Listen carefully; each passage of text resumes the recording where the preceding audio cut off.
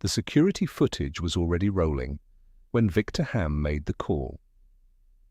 On the monitor inside the control room of Mercy Cross Medical Center in Richmond, Virginia, a man lay curled across two wooden chairs in the hospital's ground floor chapel.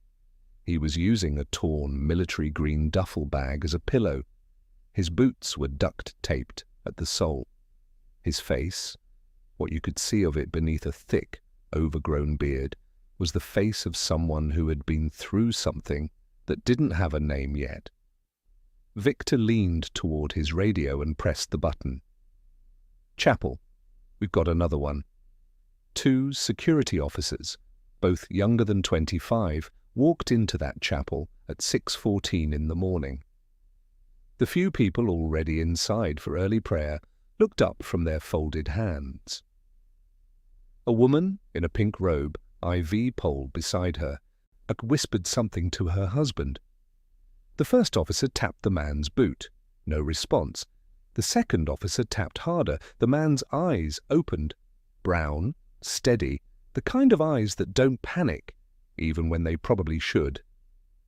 "Sir, you can't sleep here. This is a hospital facility." The man sat up slowly. He didn't argue. He didn't beg. He simply looked at the small cross mounted above the altar, breathed once, and reached for his duffel bag. That's when Nurse Bethany Wren walked past the chapel doorway and stopped cold. She had seen this man before, not here, not in this hospital, but somewhere in the far corner of her memory. Something about the way he moved, deliberate, controlled, like every step was a decision, made her chest tighten. She didn't say anything yet. She just watched as security escorted him toward the main exit. And she wasn't the only one watching. Upstairs in room 417, a 10-year-old girl named Lily was sitting up in her hospital bed, staring at the window, waiting for a father who didn't know she was here. A father who had no phone, no address, no way to be reached. A father her mother had spent 2 years trying to forget. And in the east corridor, a Navy chaplain in full uniform was walking fast, faster than chaplains usually walk, because someone had just told him something that stopped his heart. This is the story of Marcus Dale, and it begins at the bottom. Marcus Dale was not always a man sleeping in chapel chairs. 5 years before the morning Victor Ham called security on him, Marcus had been a decorated Navy SEAL with 14 years of service, 3 combat deployments, and a commendation from a mission so classified that even his wife wasn't allowed to know the details. He had been the kind of man that other men pointed to when they needed to believe that extraordinary people actually existed. He had also been a father and a husband, and for a long stretch of years those two things mattered more to him than anything he had ever accomplished with a rifle in his hands. His daughter's name was Lily. She was born 6 weeks premature on a Tuesday in October, and Marcus had flown home on emergency leave from a forward operating base in a country whose name didn't appear in American newspapers. He had held her in one hand. She was that small. And he had made a promise out loud to her in a hospital room that smelled like antiseptic and new life. He promised he would always come home, and he kept that promise 4 times. The 5th deployment broke it. Not in the way that families are broken by death notices. Marcus came home alive, but something in the architecture of who he had been came back rearranged. The mission is the one he couldn't talk about, the one that involved a collapsed building, a child who didn't make it, and 14 hours of silence that his team still didn't discuss. Rewired something behind his eyes that no doctor could fully reach. He started sleeping on the floor because the bed felt too soft. He stopped talking during dinner. He flinched at car doors. His wife, Diane, a patient and deeply resilient woman who had carried the family alone through 4 deployments, tried everything she knew how to try. She drove him to appointments. She read books she didn't understand. She woke up at 2 in the morning and sat beside him on the bathroom floor while he shook. But grief inside a marriage has a limit that love alone cannot always hold. 18 months after Marcus came home the last time, Diane filed for separation. She did it quietly, without anger, and she told him 3 things when she handed him the paperwork. She said she still loved him. She said she was terrified for Lily. And she said that she needed him to get help before he was allowed back in their daughter's life unsupervised. Marcus heard all 3 things, but the part of his brain that knew how to respond to human softness was buried somewhere under the rubble of everything he had seen. He signed the papers without a word. The apartment he moved into lasted 4 months before the landlord called about the rent. The VA benefits were delayed. But the contractor job he found lasted 3 weeks before a car backfiring in the parking lot sent him under a truck. His supervisor, a decent man who didn't understand, let him go with 2 weeks of pay and genuine regret. After that, the slide was not dramatic. It rarely is. It was a series of ordinary failures stacked against a man who no longer had the internal scaffolding to hold them back. A night in a shelter that smelled like the inside of a bunker. A week in the back of a borrowed car. A month of learning where the churches unlocked their side doors before dawn. And then, on a cold Thursday in February, he walked 4 miles to Mercy Cross Medical Center because the chapel at Mercy Cross had heat, and a security guard who worked nights that Marcus had already figured out changed rotation at 6 in the morning. Odd, he had been sleeping there for 11 days. He wasn't looking for help. He wasn't looking for anything. He was just trying to get through until something changed, though he had stopped believing that anything would. What he didn't know, what he couldn't possibly know, was that on the 4th floor of the same building where he slept, his daughter Lily had been admitted 3 days earlier with a rare heart arrhythmia that her cardiologist, Dr. Amara Osei, was calling unpredictable. Dr. Osei had used the word urgent in 2 consecutive appointments. She had begun talking to Diane about surgical options, and Diane, sitting beside Lily's hospital bed every night, had not yet called Marcus. Not because she didn't want to, but because she didn't have a number, she didn't have an address. She had done the last time she'd tried to find him through his sister. His sister had cried. So on the morning that security escorted Marcus Dale out of the chapel, his daughter was 4 floors above him, and neither of them knew it. Nurse Bethany Wren knew something was wrong the moment she saw him led through the lobby.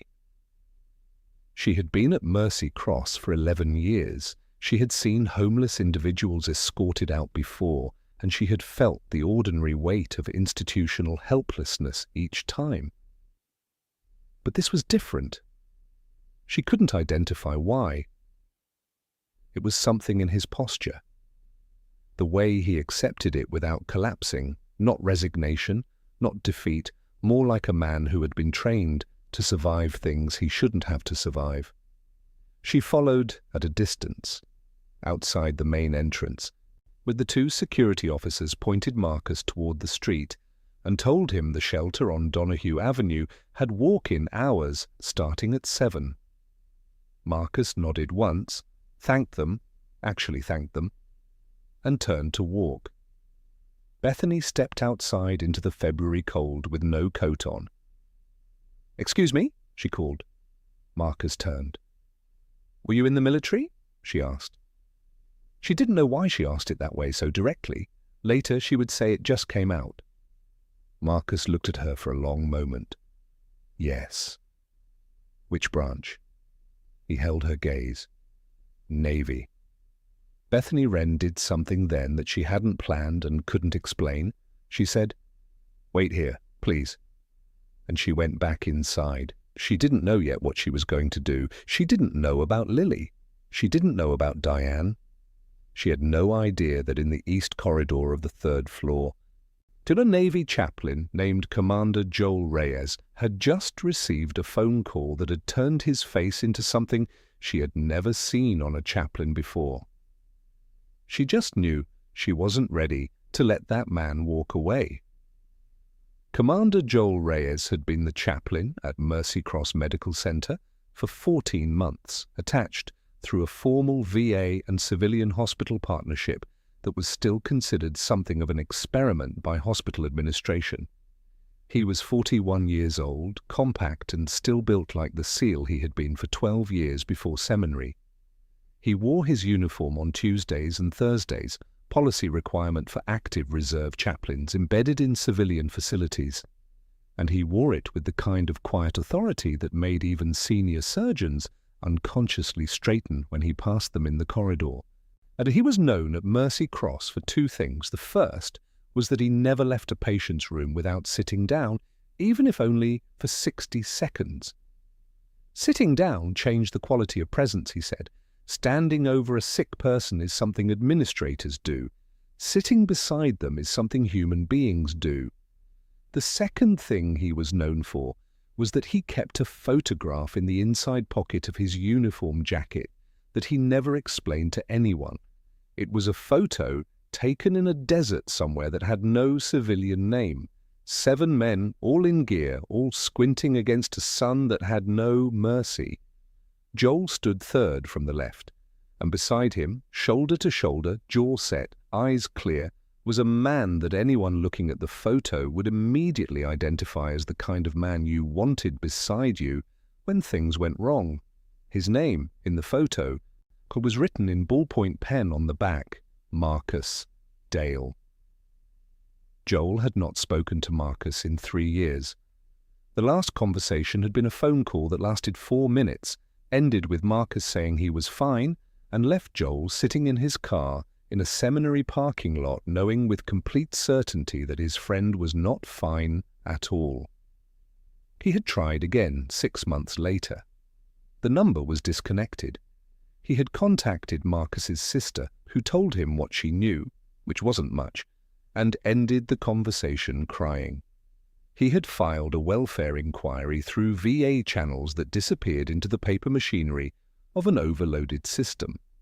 And then, on a Tuesday morning in February, his work phone rang at 6:21 a.m. It was Bethany Wren. They knew each other.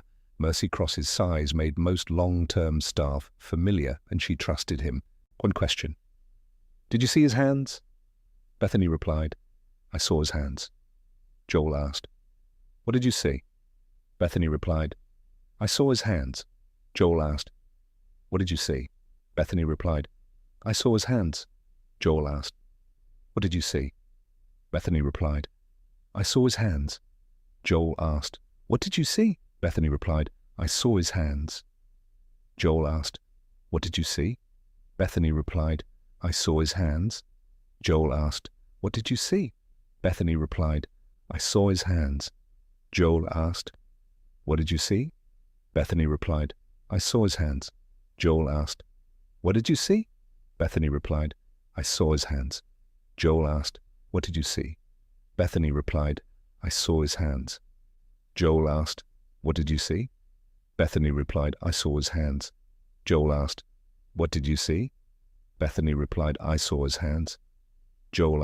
"What did you see?" Bethany replied, "I saw his hands." Joel asked, "What did you see?" Bethany replied, "I saw his hands." Joel asked, "What did you see?" Bethany replied, "I saw his hands." Joel asked, "What did you see?" Bethany replied, "I saw his hands." Joel asked, "What did you see?" Bethany replied, "I saw his hands." Joel asked, "What did you see?" Bethany replied, "I saw his hands." Joel asked, "What did you see?" Bethany replied, "I saw his hands." Joel asked, "What did you see?" Bethany replied, "I saw his hands." Joel asked, "What did you see?" Bethany replied, "I saw his hands." Joel asked, "What did you see?" Bethany replied, "I saw his hands." Joel asked, "What did you see?" Bethany replied, "I saw his hands." Joel asked, "What did you see?" Bethany replied, "I saw his hands." Joel asked, "What did you see?" Bethany replied, "I saw his hands." Joel asked, "What did you see?" Bethany replied, "I saw his hands." Joel asked, "What did you see?" Bethany replied, "I saw his hands."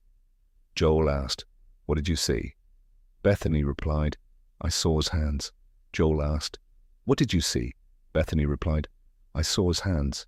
Joel asked, "What did you see?" Bethany replied, "I saw his hands." Joel asked, "What did you see?" Bethany replied, "I saw his hands." Joel asked, "What did you see?" Bethany replied, "I saw his hands." Joel asked, "What did you see?" Bethany replied, "I saw his hands." Joel asked, "What did you see?" Bethany replied, "I saw his hands." Joel asked, "What did you see?" Question: Did you see his hands? Bethany paused. What? His hands. Were there tattoos? Left forearm, inner wrist. Another pause. I didn't look. Joel was already moving.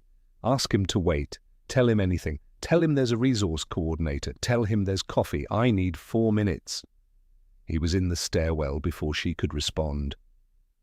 Meanwhile, 2 floors above, the situation in room 417 had shifted. Dr. Amara Osei had come in early for Lily's morning evaluation and found the overnight readings troubling enough that she had paged Diane before 6 a.m.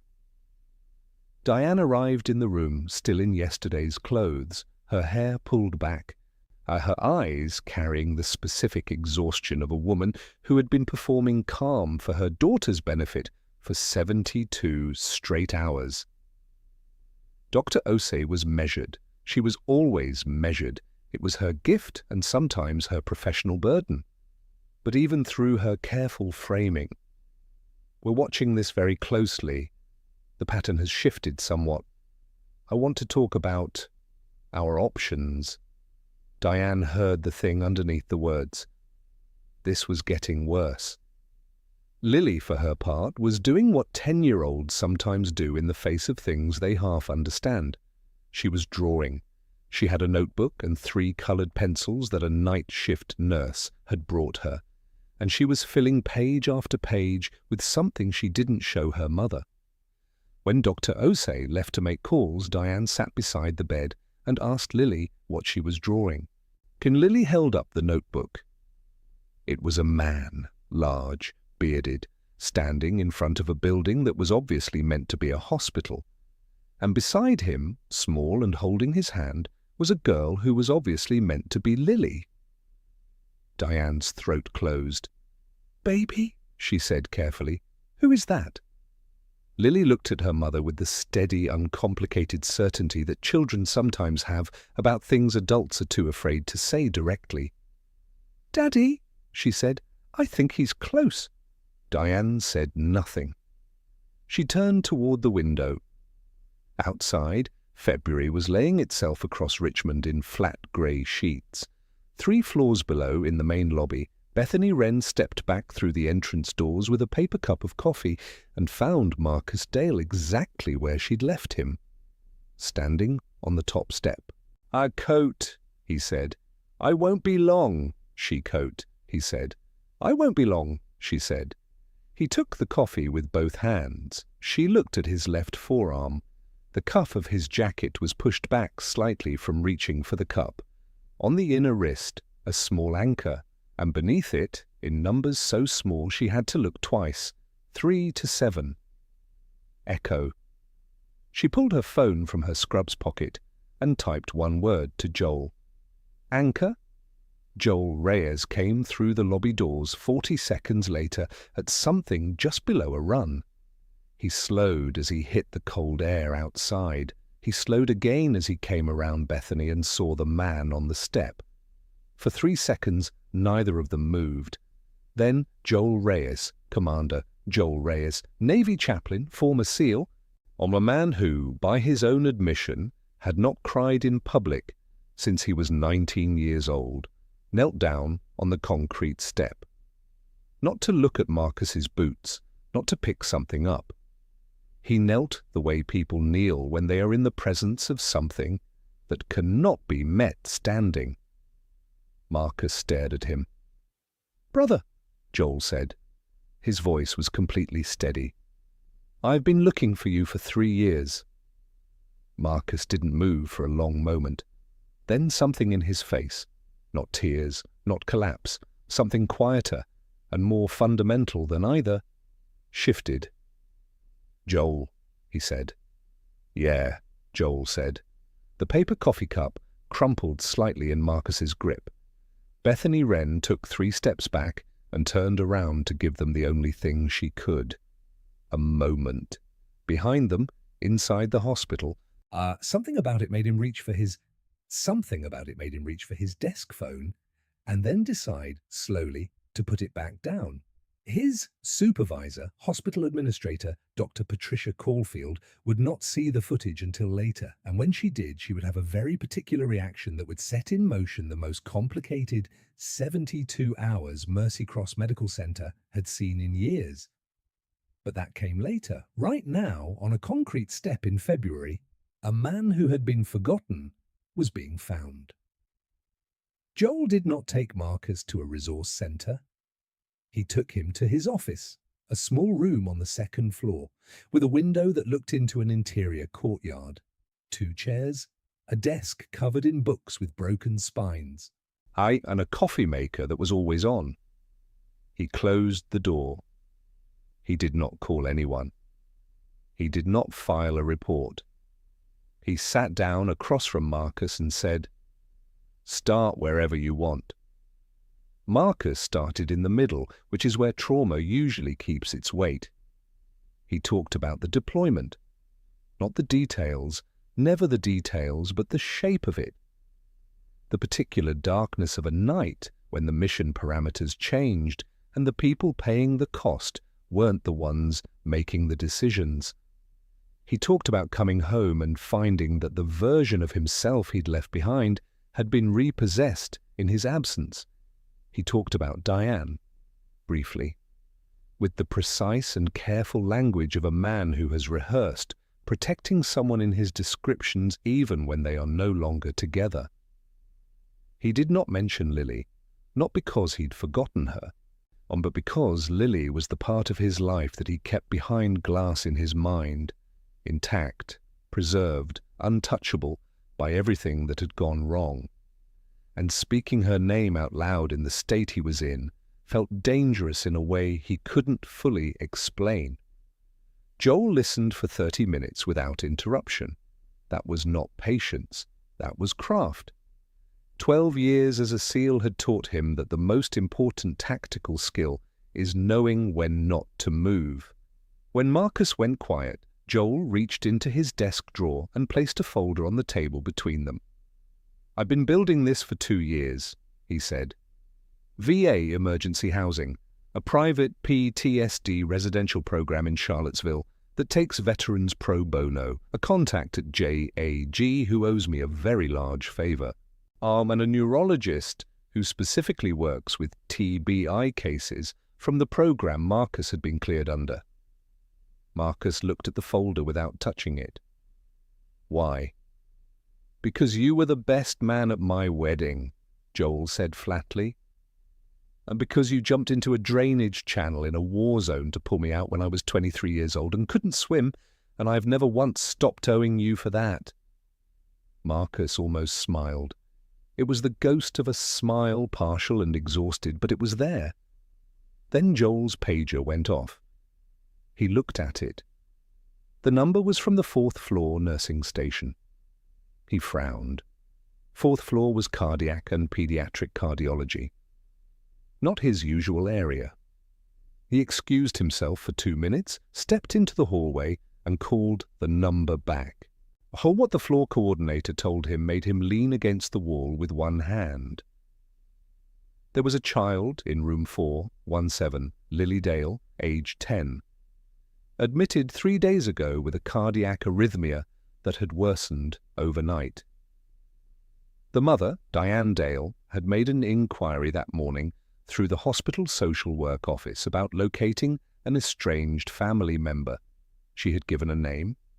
The name was Marcus Dale. Joel stood in that hallway for 45 seconds with his eyes closed. Then he went back into his office and sat down across from Marcus and said, without any preparation, because there was no way to prepare, "Marcus, Your daughter is in this hospital." The silence that followed was not empty. It was full to the edges with something that didn't have a sound. Marcus's face went through several things in the space of 4 seconds. Something that looked like shock. Something that looked like terror. And then something that looked finally like the specific devastation of a man who has been trying to feel nothing for so long that feeling everything at once is genuinely physical. "What's wrong with her?" he said. Joel told him what he knew. He kept it clean and factual because that was what Marcus needed in that moment. Facts he could process, not emotion he couldn't hold. Marcus stood up. "I need to see her." "I know," Joel said, "but we need to do this carefully."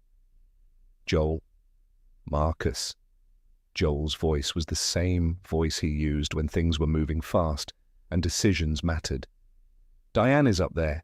She doesn't know you're here. If we go up there wrong, if this goes wrong, it doesn't just hurt you. It could unravel everything for Lily. 10 years old, cardiac patient, and her father appearing out of nowhere in the state you're in right now." "What state am I in?" Marcus said. His voice was quiet, but there was something underneath it. Joel looked at him directly. "You're in the state you're in. I'm not judging it. I'm factoring it." Marcus sat back down. The silence this time was different. Working, not defeated. "How do we do this right?" he asked. "We start by you taking a shower in the chaplain's suite bathroom, and by me making 3 phone calls." What Joel did not know yet was that one of those phone calls was about to become unnecessary because the situation on the 4th floor had already begun to move on its own. Diane Dale was sitting beside Lily's bed when the door to room 417 opened and a man walked in who was not a doctor. His name was Greg Hollis. He was 38, handsome in a careful way, an architect who had met Diane at a community fundraiser 14 months ago and proposed to her 6 weeks before Lily was admitted. He was good to Lily, he tried hard. He was the kind of man who bought the right things and said the right things and was making a genuine effort to fill a space he knew very well he hadn't earned. He walked in carrying a tote bag of things Diane had asked for from the apartment, her charger, a change of clothes, the particular brand of tea she drank when she was frightened. Lily looked up when Greg entered. She looked at him with the calm, uncomplicated assessment of a child who is too tired to perform politeness. "Did you find my dad?" she asked. Greg stopped. He looked at Diane. Diane looked at her hands. "Lily, sweetheart," Greg said carefully. We talked about—" "I know what we talked about," Lily said. She was not rude. She was not angry. She was 10 years old and her heart was misfiring and her father was somewhere in the world and she had reached the place where she simply did not have the energy to pretend that one thing was the same as another. "I just want to know if anyone found him." Greg set the tote bag down. He looked at Diane again, and this time Diane met his eyes. In that look was every complicated thing between them, the genuine affection, the uncertain foundation, the shadow that Marcus Dale cast across their relationship. Not because Marcus was threatening, but because the parts of Diane that still grieved her marriage had never been fully finished with their grieving. Greg left the room 10 minutes later, not angrily, and he squeezed Diane's shoulder at the door and said he'd be in the waiting area. But both of them knew that something had shifted. Downstairs, Victor Ham had pulled the morning's footage and was now writing his incident report. He had his own supervisor to answer to, and his incident report, clean, procedural, and entirely accurate from a security standpoint, had just landed in Dr. Patricia Caulfield's inbox. Dr. Caulfield read it once. Then she picked up the phone and called Joel Reyes. The conversation lasted 6 minutes. When it ended, Joel looked across his office at Marcus, who was now wearing a clean shirt from the chaplain's supply closet and holding a glass of water, and said, very calmly, "Administration is going to be a problem." Dr. Patricia Caulfield was not a cruel woman. She was, in fact, a woman who had built her career on the belief that hospitals existed to protect people, and that the word people included everyone who walked through the door. Patients, visitors, and yes, even individuals without a fixed address who found warmth in the chapel. But she was also a woman who had presided over 2 lawsuits in the past 4 years involving unauthorized individuals in patient areas, and she had a board meeting in 3 weeks, and the liability structures of Mercy Cross Medical Center did not bend easily to exceptional circumstances, no matter how genuinely exceptional they were. She called Joel into her office on the 4th floor, a location she had chosen deliberately because she wanted him to see the corridor outside room 417 when they were done talking. She was direct. She respected Joel too much to be otherwise. "A man who was removed from the premises this morning is now in your office," she said. "I need to understand what's happening." Joel laid it out simply. Marcus Dale, 14 years of service, decorated SEAL, PTSD and suspected TBI. Homeless, yes. Also the biological father of the child in room 417. Dr. Caulfield listened. She did not interrupt. When he finished, she folded her hands on her desk. "Has the mother been notified that he's here?" "Not yet. That needs to happen before anything else." "I agree. And his status in this building." She paused. "Joel, I want to be careful here. I want to do the right thing." But he was removed for cause this morning. "Security has a report. If I let him back in without proper protocol, and something happens—" "What something?" Joel said. His tone was respectful. A record," Joel said. "He has a Child 4 record," Joel said. "He has a Child 4 rooms from where you're sitting. Whatever protocol needs to happen, let's talk about how to move it quickly." The negotiation that followed lasted 40 minutes and involved 3 departments, 2 forms, and a call to the VA liaison attached to the hospital's social services office. By the time it was moving, it was 10:30 in the morning. Marcus was still in Joel's office and he was climbing the walls. Not literally. He was sitting very still in the way that men with combat experience sit still when they are choosing not to move, because movement without purpose in a high-stakes situation is how mistakes happen. But inside that stillness was a pressure that Joel could read from across the room. "Tell me about the mission," Joel said. Marcus looked at him. "You know about the mission. Tell me your version." A long pause. Marcus set down his water glass. Outside the window, the February courtyard was empty and grey. "There was a kid," he said, 8 years old, maybe 9. "The building came down wrong. We got 6 people out. We couldn't get to him in time."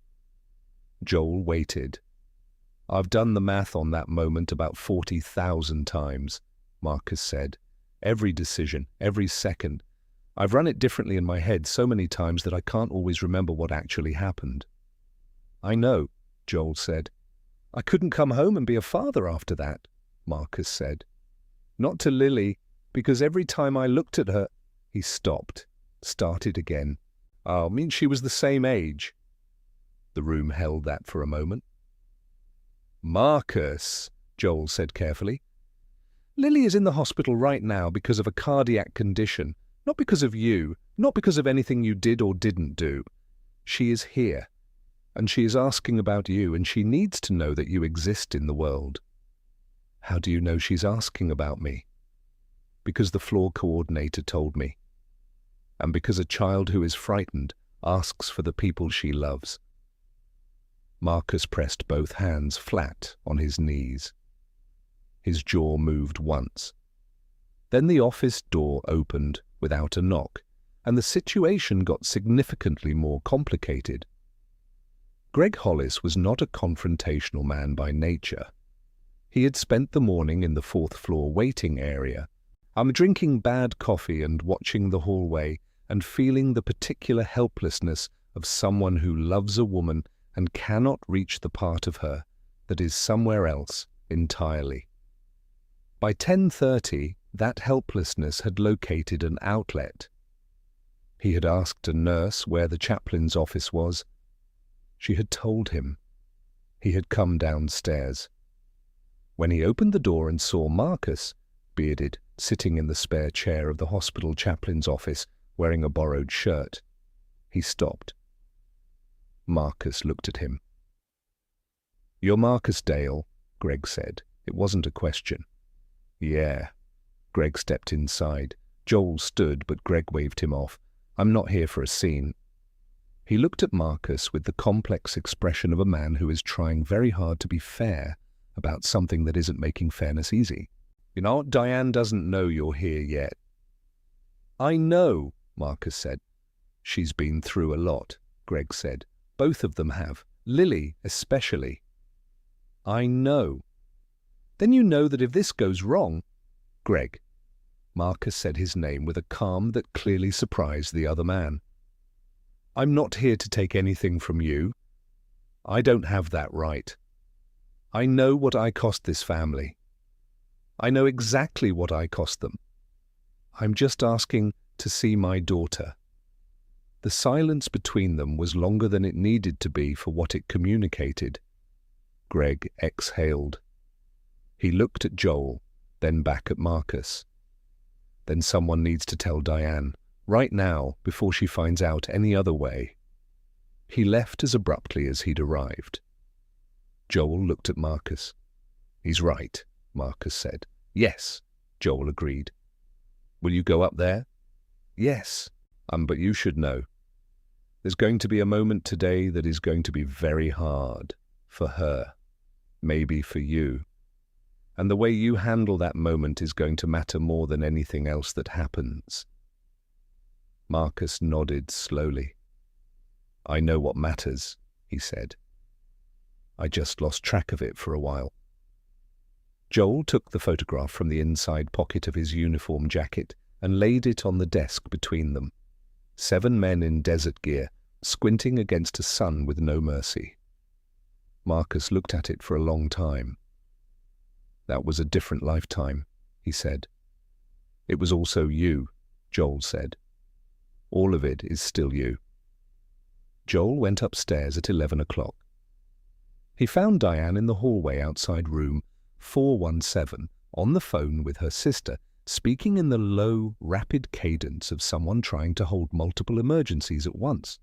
When she saw Joel coming toward her, with a particular quality of focus in his walk, she ended the call. "Dr. Osei wants to move Lily to the cardiac ICU this afternoon," she said immediately. "They're talking about a procedure. I need—" She stopped. Something in Joel's expression had changed the sentence she was about to say. "What's wrong?" "Nothing is wrong," Joel said carefully. "But I need to tell you something, and I need you to hear all of it before you respond." Diane Dale had a face built for dignity. It was the kind of face that had been through enough that it had learned not to perform what it felt before it had processed the feeling. So when Joel told her, calmly, completely, without softening or dramatizing any part of it, that Marcus was in the building, that he had been sleeping in the chapel for 11 days, and that he was here right now in the chaplain's office 2 floors below, and that he wanted to see Lily. That face went through a sequence of things that had no easy names, not anger, not relief, something that was halfway between both and entirely its own. "Is he okay?" she said finally. Joel was quiet for a beat. "He's getting there." "How bad?" "Bad enough that 3 years is a real answer to where he's been. Good enough that this conversation is happening." Diane pressed her back against the corridor wall and looked at the ceiling. Joel waited. "She's been drawing him," Diane said softly. Every day since she was admitted. Pages of it. She told me this morning she thought he was close. She shook her head slowly, not in disbelief, but in the particular wonder of someone encountering something they can't explain. "Well, what do you want to do?" Joel asked. Diane lowered her eyes from the ceiling. "Bring him up," she said. "But Joel, I need 5 minutes with Lily first, so she knows, so she doesn't get scared." Joel nodded. He went downstairs and told Marcus. Marcus stood up from the chair in the chaplain's office, and Joel watched him close his eyes for 3 seconds, in the way that men close their eyes before something they have no rehearsal for. "How do I look?" Marcus asked. Joel regarded him honestly. "Like someone who's been through something real." "That's not helpful." "It's the truth, and Lily will know the difference." They walked up together. Joel stopped at the elevator and said, "I'm going to walk you to the door, and then I'm going to give you the room. Whatever happens in there, whatever she says, whatever Lily says, just be present. You don't have to fix it. You don't have to explain everything. Just be in the room." Marcus said nothing. He was operating now on a level below language. The 4th-floor corridor was quiet at 11:15. A nurse looked up from her station as they passed. A man in a visitor's badge moved his chair to let them by. At the door, to room 417, Diane was waiting. She and Marcus looked at each other for the first time in 2 years and 4 months. Everything that had happened between them, every late-night argument, every silent breakfast, every time she had reached for him and found no one there, every time he had tried and tried again and failed again, all of it was in that corridor with them. Not as accusation, just as weight. "Marcus," she said. "Diane." He looked at her. "I'm sorry, I know that's not enough. I know I don't get to just say it and have it mean what it needs to mean yet, but I'm saying it anyway." Diane's eyes went bright. She held it together with the discipline of a woman who had spent 2 years holding things together. "She doesn't know you're sick," she said. "She just thinks you went away." "I did go away." "I know." A pause. "We'll talk about everything else later. Right now she needs you to go in there and just be her father." "I can do that," he said. And for the first time, it sounded true. Diane pushed the door open. Lily was sitting up in her hospital bed, notebook in her lap. She was drawing. When the door opened, she looked up with the patient, evaluating expression of a child who has been waiting. She saw Marcus. The notebook fell off the bed. For a moment, nobody moved, and then Lily Dale held out both arms, 4-line and all, and said, with the absolute, devastating directness of a 10-year-old, "Daddy, you came back." And Marcus Dale, decorated Navy SEAL, 14 years of service, a man who had carried things no human being should carry, and walked through the far edge of his own destruction, crossed the room in 4 steps, and gathered his daughter in both arms and pressed his face against the top of her head, and did not say a word. He didn't need to. Diane stood at the door. Joel stood beside her. She reached sideways and took his arm, not romantically, not with any meaning beyond the simple human need for something solid to hold on to. And they stood there together while something that had been broken for a very long time began, slowly, and not without pain, to consider the possibility of being something else.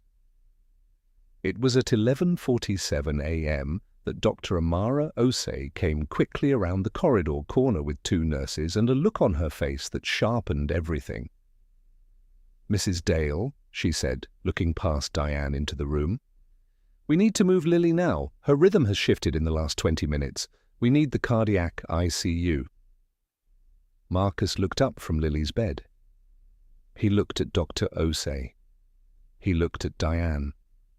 He looked at his daughter, whose face had gone calm in the particular way that children go calm when they know that the adults around them are frightened, and they decide, for the adults' sake, not to be. "Am I going to be okay?" Lily asked. She asked it to Marcus. Marcus held her hand with both of his. He looked at her directly. "I'm not going anywhere," he said. Not this time." It wasn't an answer to her question, but it was the answer she needed. Lily's procedure lasted 3 hours and 40 minutes. Dr. Osei performed a catheter ablation, a precise, targeted correction of the electrical pathway in Lily's heart that had been misfiring since before she was admitted. The surgery carried risk, as all cardiac procedures do, and Dr. Osei communicated that risk to Diane and Marcus together in the pre-surgical consultation, speaking plainly to both of them because, whatever their private situation was, they were both this child's parents, and both of them needed the full truth. They sat side by side in the surgical waiting area for 3 hours and 40 minutes. Greg Hollis came and sat across from them for a while and then left to get coffee and then came back. Nobody said anything difficult, but the situation had, for the moment, made difficulty irrelevant. Joel sat nearby with his hands folded and prayed in the quiet, internal way that chaplains pray. Not for a specific outcome, but for the people in the outcome, whatever it turned out to be. At 4:22 in the afternoon, Dr. Osei came through the double doors and said that Lily was stable, the procedure had corrected the arrhythmia, and that she expected a full recovery. Diane cried. Marcus did not. But he closed his eyes and sat very still for a long moment, and when he opened them, something in his face had rearranged itself into something slightly more habitable. Greg Hollis drove home alone that evening. He and Diane had a long conversation 3 days later in a quiet restaurant. That was honest in the way that conversations are honest, when the people having them care enough about each other to tell the truth rather than protect themselves. They agreed to slow down. They agreed that the engagement needed space. They didn't agree on everything, but they agreed on the things that mattered, and they left the restaurant with a cleaner understanding of each other than they'd had in months. It was not the ending that Greg had hoped for, but it was a real one. Marcus entered the residential PTSD program in Charlottesville 11 days after Lily's procedure. He went voluntarily. He went because Joel had built him a door and he had chosen to walk through it, which is a different thing from being pushed. The program was 12 weeks. It involved neurological evaluation, group sessions with other veterans, odd individual therapy, and a structured re-entry plan that included housing, legal support for restoring visitation rights, and job placement through a veteran contractor program that Joel's VA contact coordinated. He called Lily every Sunday from the program phone. The calls lasted between 12 and 40 minutes, depending on what Lily had drawn that week and how much she wanted to explain it. She always had something to explain. The story might have ended there. Quietly, privately, the way most real recoveries do, except that something else happened. Victor Ham, who had filed the incident report that removed Marcus from the chapel, watched the security footage of Joel kneeling on the front steps 3 more times before he stopped watching it. And then he did something that surprised himself. He wrote a memo, unsolicited, unprompted, to Dr. Patricia Caulfield. The memo proposed a formal review of the hospital's protocol for veterans and unhoused individuals in chapel spaces. It proposed specific, achievable changes. It requested a meeting. Dr. Caulfield granted the meeting. 3 months later, Mercy Cross Medical Center had partnered with 2 veteran advocacy organizations, established a formal outreach position within the chaplain's office, and created a designated rest space in the lower level of the hospital. Warm, supervised, humane, specifically available to veterans in crisis. They named it informally among the staff. No one made an official sign, but everyone called it what it was, the Dale Room. Marcus came back to see it the following autumn. He was clean-shaved. He had weight back in his face, and he was wearing civilian clothes and carrying a phone that worked and had numbers in it. He stood in the doorway of the small room, 4 chairs, good lighting, a coffee machine, a copy of the VA resource directory on a small table, and he looked at it for a long time. Joel stood beside him. "You know they named it after you," Joel said. "I know," Marcus said. "That's going to take some getting used to. Most things worth getting used to do." They walked upstairs together. On the 4th floor, outside the room that had been room 417 and was now occupied by someone else's emergency, Marcus stopped and looked at the door for a moment. "She's doing really well," he said. "A cardiologist says the correction is holding." "I know," Joel said. "She told me herself." Okay. Joel met his eyes. "I always tell okay." Joel met his eyes. "I always tell her the same thing, that you've been okay before and you'll be okay again, and the in-between is just the part nobody warned her about." Marcus nodded slowly. Outside the window, autumn was coming in over Richmond in the particular gold that arrives when something long and hard is finally moving toward a turn. "You told her the truth?" Marcus said. "I always do," Joel said. They stood there for another moment, 2 men who had stood together in places that had no mercy, and learned between them that the hardest mission was sometimes the one that happened after you came home. Then they walked toward the elevator. There was more to do. There always is.